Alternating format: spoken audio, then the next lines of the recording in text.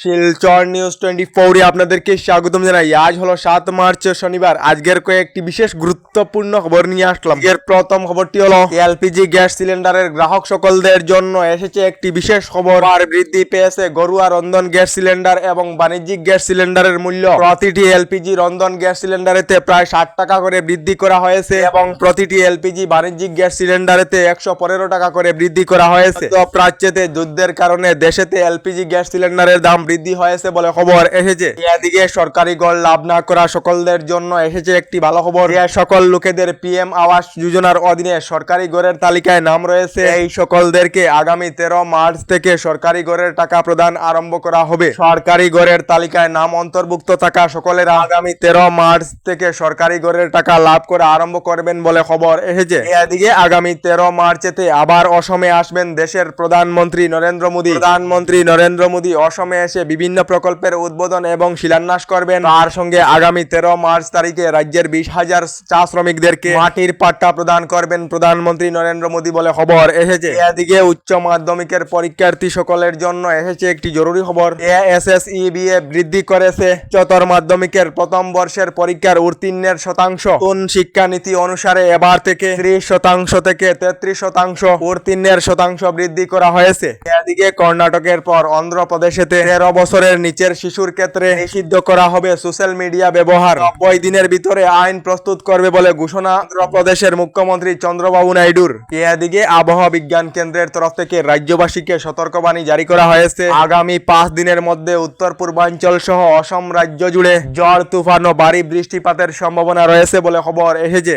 এদিকে সিএএ এর অধীনে অসমেতে আবার ভারতীয় নাগরিকত্ব লাভ করলেন একজন মহিলা। 1988 সনেতে বাংলাদেশ থেকে ভারতে প্রবেশ করেছিলেন। 2019 সনেতে বিদেশি ঘোষণা করা হয়েছিল দীপালি দাস নামের মহিলাকে। 2 বছর ডিটেনশন ক্যাম্পেতে বন্দী রয়েছিল দীপালি দাস নামের মহিলা। এবার 2 বছর শেষে উচ্চতম ন্যায়ালয়ে ভারতীয় নাগরিক হিসাবে ঘোষণা করেছে দীপালি দাস নামে মহিলাকে বলে খবর এসেছে।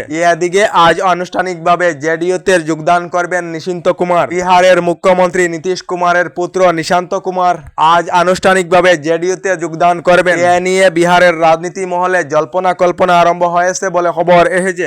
এদিকে ভারতের জন্য ইরানে খুলে দিয়েছে হরমুজ প্রণালী। মধ্যপ্রাচ্যের যুদ্ধ পরিস্থিতিতে আইআরজিসিএ বন্ধ করে রেখেছে হরমুজ প্রণালী। ভারতের জন্য ইরান এবার হরমুজ প্রণালী খুলে দিয়েছে বলে খবর এসেছে। এদিকে সপ্তম দিনেতে প্রবেশ করেছে মধ্যপ্রাচ্যের যুদ্ধ। ইসরায়েল ইরানের উপর অব্যাহত রেখেছে মিসাইল আক্রমণ এবং ইরান ইসরায়েলের উপর অব্যাহত রেখেছে মিসাইল আক্রমণ। কয়েকটি ভয়ঙ্কর বিস্ফোরণে কেঁপেছে ইসরায়েলের তেল আবিব এবং ইরানের তেহরান। বুঝাবুঝির জন্য ইরানে বারবার ফোন করেছে বলে দাবি রাষ্ট্রপতি ডোনাল্ড ট্রাম্পের। এদিকে রাজ্যের লাখ লাখ মহিলাদের জন্য এসেছে একটি ভালো খবর। অসম সরকারের ক্যাবিনেটে অরুণোদয় প্রকল্পের অধীনে থাকা 39,70,000 মহিলাদেরকে এককালীন 9,000 করে টাকা বিতরণ করার অনুমোদন জানানো হয়েছে। যার ফলে আগামী 10 মার্চের সকাল 11টার সময়ে অরুণোদয় প্রকল্পের হিতাধিকারী লাভ করবেন এককালীন 9,000 করে টাকা। হাইলাকান্দি জেলার প্রায় 64,000 মহিলা লাভ করবেন 9,000 করে টাকা বলে খবর এসেছে।